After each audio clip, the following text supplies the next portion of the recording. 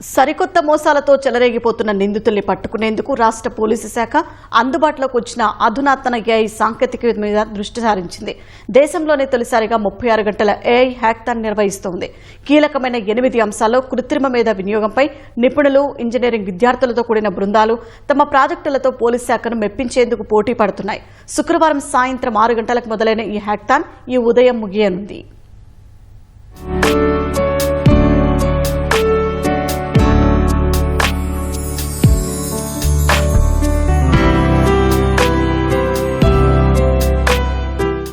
గుంటూరులోని RVR and JC engineering కళాశాలలో దేశంలోనే తొలిసారిగా రాష్ట్ర పోలీస్ శాఖ ఆధ్వర్యంలో ఏఐ హ్యాకథాన్ నిర్వహిస్తున్నారు. అంకుర సంస్థలు, ఐటీ నిపుణులు, ప్రఖ్యాత విద్యా సంస్థల నుంచి విద్యార్థులు పెద్ద ఎత్తున ఈ కార్యక్రమంలో పాల్గొన్నారు.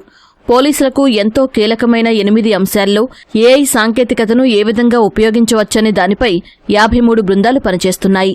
30 మందితో కూడిన ఐపీఎస్ అధికారుల బృందం ఈ ఏఐ హ్యాకథాన్ను ప్రతిష్టాత్మకంగా నిర్వహిస్తోంది.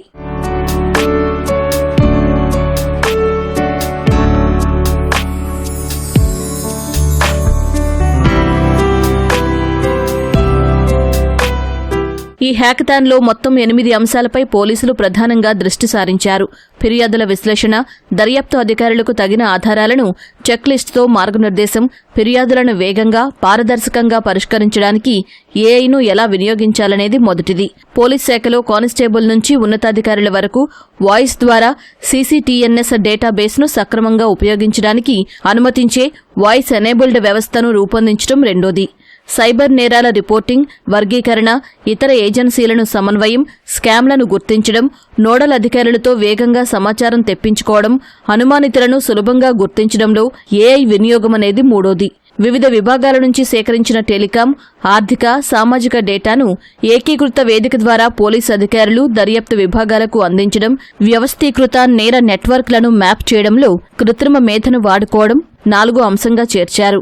డయల్ 112కు వచ్చే సమాచారం నమోదు, విశ్లేషణ, లొకేషన్ను గుర్తించి సంబంధిత పోలీస్ స్టేషన్లకు వేగంగా ఖచ్చితమైన సమాచారాన్ని సకాలంలో అందించడం వల్ల ఆపదలో ఉన్నవారిని కాపాడడంలో ఏఐ సాంకేతిక వినియోగం 5 అంశంగా పేర్కొన్నారు. డయల్ 112 చేసేటప్పుడు ప్రస్తుతానికి సిస్టమ్ లో ఒక ఆపరేటర్ మాన్యువల్ గా మొత్తం వినేసి ఎంట్రీ చేస్తారు. సో దానిలో టైం కొంచెం ఎక్కువ పడుతుంది. సో మనం ఏఐ వాడుకొని అది ఇంటెలిజెంట్లీ అన్ని డేటా క్యాప్చర్ చేసి మన హ్యూమన్ కాల్ టేకర్ కి అసిస్ట్ చేస్తే మన ఎమర్జెన్సీ రెస్పాన్స్ టైం చాలా తగ్గుతుంది. లొకేషన్ కూడా ఇంకా బాగానే తెలుస్తుంది. పోలీస్ వెహికల్స్ కి అది పంపిస్తే వాళ్ళు కరెక్ట్ లొకేషన్ కి వెళ్లి ఫాస్ట్ గా ఎమర్జెన్సీకి రెస్పాండ్ చేయగలుగుతారు. డేటా అంతా ఆర్టిఫిషియల్ ఇంటెలిజెన్స్ కి ఇచ్చి దాని తోటి ఒక కో పైలట్ లాగా అది గైడ్ చేస్తుంది. ఇన్ఫర్మేషన్ ఇన్వెస్టిగేషన్ ఆఫీసర్కి ఇచ్చి ఇవి సస్పిషియస్గా ఉన్నాయి, అప్పుడు ఇన్వెస్టిగేషన్ ఆఫీసర్ మళ్ళీ దానికి ఫీడ్బ్యాక్ ఇస్తారు. దాంట్లో ఈజీగా మనం సస్పెక్ట్స్ని గుర్తించవచ్చు. పోలీస్ రికార్డుల క్రమబద్దీకరణ, పదోన్నతులు, అవార్డులు, ఛార్జ్ మెమోలు, బదిలీలు, ఫిర్యాదులు వంటి వివిధ రికార్డులను వేగంగా, ఖచ్చితత్వంతో డిజిటలైజేషన్ 6వ అంశం కాగా, వాట్సాప్ గ్రూప్లో సందేశాలను విశ్లేషించి సరళీకృతం చేయడం ద్వారా పోలీసు యంత్రాంగానికి తోడ్పడటం, తాజా పరిస్థితులను అంచనా చేయడానికి, వనరులను సమర్థంగా ఉపయోగించడానికి ఏఐ కల్పించే వెసులుబాటు 7 అంశంగా పోలీసులు చేర్చారు. మేము IIIT నుంచి వచ్చాం. న్యూస్ వీడ్ డైల్ 112 ప్రాజెక్ట్ మీద వర్క్ చేస్తున్నాం. ఇది రియల్ టైం ప్రాజెక్ట్ కాబట్టి చాలా ఎక్సైటింగ్ గా ఉంది. అంటే కంపెనీ వాళ్ళు కూడా వర్క్ చేస్తున్నారు కదా, వాళ్ళు ఎలా వర్క్ చేస్తారు, ఇంకా మేము స్టూడెంట్స్ కాబట్టి ఇంకా నేర్చుకుంటున్నాము. బేసిక్గా మనం ఒక ChatGPT డిజైన్ చేస్తాం. సస్పెక్ట్ అక్కడే పలానా ప్లేస్లో మనకి దొరికాడు, లైక్ ఫోన్ ఉంది, అక్కడ ఏదైనా క్రైమ్ సీన్లో ఫోన్ రికార్డ్ అయింది అంటే మనకి వెంటనే ఏఐ నుంచి మనకి అలర్ట్ వచ్చేస్తుంది అనమాట. అది పోలీస్ వాళ్ళకి చాలా ఉపయోగపడుతుంది అనమాట, త్వరగా సాల్వ్ అవ్వడానికి క్రైమ్ కేసు. పోలీస్ వాళ్ళ సర్వీసెస్లో రికార్డ్స్ ఉంటాయి. సో దాంట్లో నుండి ప్రింటెడ్ ఫార్మాట్లో ఉంటే దానిలో నుంచి ఎక్స్ట్రాక్ట్ చేయాలి డేటాని.